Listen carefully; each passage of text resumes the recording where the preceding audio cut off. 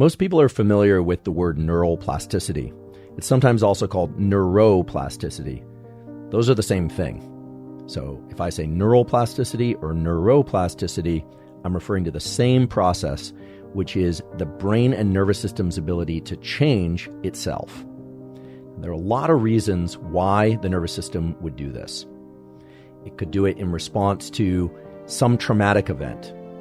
It could, for instance, create a sense of fear around a particular place or a fear of automobiles or planes. It could also occur when something positive happens, like the birth of our first child, or when our puppy does something amusing, or we see an incredible feat of performance in athleticism.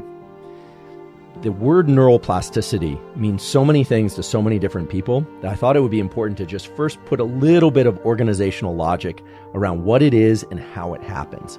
Because nowadays, if you were to go online and Google the word neuroplasticity, you would find hundreds of thousands of references, scientific references, as well as a lot of falsehoods about what neuroplasticity is and how to access it. As I mentioned before, we're going to talk about the science of it, and we're going to talk about the tools that allow you to engage this incredible feature of your nervous system. And that's the first point, which is that all of us were born with a nervous system that isn't just capable of change, but was designed to change. When we enter the world, our nervous system is primed for learning. The brain and nervous system of a baby is wired very crudely. The connections are not precise. And we can see evidence of that in the fact that babies are kind of flopping there like a little potato bug with limbs. They can't really do much in terms of coordinated movement. They certainly can't speak. And they can't really do anything with precision. And that's because we come into this world over-connected. We have essentially wires. Those wires have names like axons and dendrites. Those are the different parts of the neurons discussed in episode 1. But those little parts and those wires and connections are everywhere. Imagine a bunch of roads that are all connected to one another in kind of a mess, but there are no highways. They're all just small roads. That's essentially what the young nervous system is like. And then as we mature, as we go from day one of life to 10 years old, 20 years old, 30 years old, what happens is particular connections get reinforced and stronger, and other connections are lost. So that's the first important principle that I want everyone to understand, which is that developmental plasticity, the neuroplasticity that occurs from the time we're born until about age 25, is mainly a process of removing connections that don't serve our goals well. Now, of course, certain events happen during that birth to 25 period in which positive events and negative events are really stamped down into our nervous system in a very dramatic fashion by what we call one-trial learning. We experience something once, and then our nervous system is forever changed by that experience. Unless, of course, we go through some work to undo that experience. So I want you to imagine in your mind that when you were brought into this world, you were essentially a widely connected web of connections that was really poor at doing any one thing. And that through your experience, what you were exposed to by your parents or other caretakers, through your social interactions, through your thoughts, through the languages that you learned, through the places you traveled or didn't travel, your nervous system became customized to your unique experience. Now, that's true for certain parts of your brain that are involved in what we call representations of the outside world. A lot of your brain is designed to represent the visual world, or represent the auditory world, or represent the gallery of smells that are possible in the world. However, there are aspects of your nervous system that were designed not to be plastic. They were wired so that plasticity or changes in those circuits is very unlikely. Those circuits include things like the ones that control your heartbeat, the ones that control your breathing, the ones that control your digestion.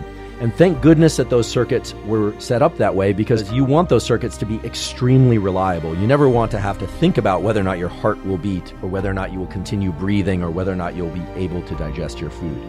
So many nervous system features like digestion and breathing and heart rate are hard to change. Other aspects of our nervous system are actually quite easy to change. And one of the great gifts of childhood, adolescence, and young adulthood is that we can learn through almost passive experience. We don't have to focus that hard in order to learn new things. In fact, children go from being able to speak no language whatsoever to being able to speak many, many words and comprise sentences, including words they've never heard before, which is remarkable. It means that the portions of the brain involved in speech and language are actually primed to learn and create new combinations. What this tells us is that the young brain is a plasticity machine. But then right about age 25, plus or minus a year or two, everything changes.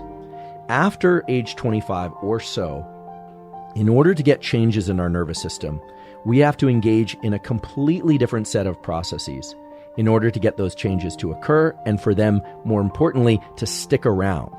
And this is something that I think is vastly overlooked in the popular culture discussion about neuroplasticity. People always talk about fire together, wire together. Fire together, wire together is true. It is the statement of my colleague at Stanford, Carla Schatz, and it's an absolute truth about the way that the nervous system wires up early in development. But fire together, wire together doesn't apply in the same way after age 25. And so we have these little memes and these little quotes that circulate on the internet, like fire together, wire together, or there's a famous quote from the greatest neurobiologist of all time, Ramon Cajal. I think it goes something like, should somebody wish to change their nervous system, they could be the sculptor of their nervous system in any way they want, something like that. And that sounds great. I mean, who wouldn't want to change their nervous system any way they want? But what's lost in those statements is how to actually accomplish that. And we're going to cover that today. But please understand that early in development, your nervous system is connected very broadly in ways that make it very hard to do anything well. From birth until about age 25, those connections get refined, mainly through the removal of connections that don't serve us, and the incredible strengthening of connections that relate to either powerful experiences or that allow us to do things like walk and talk and do math, etc. And then after age 25, if we want to change those connections, those superhighways of connectivity, we have to engage in some very specific processes. And those processes, as we'll soon learn, are gated, meaning you can't just decide to change your brain. You actually have to go through a series of steps to change your internal state in ways that will allow you to change your brain.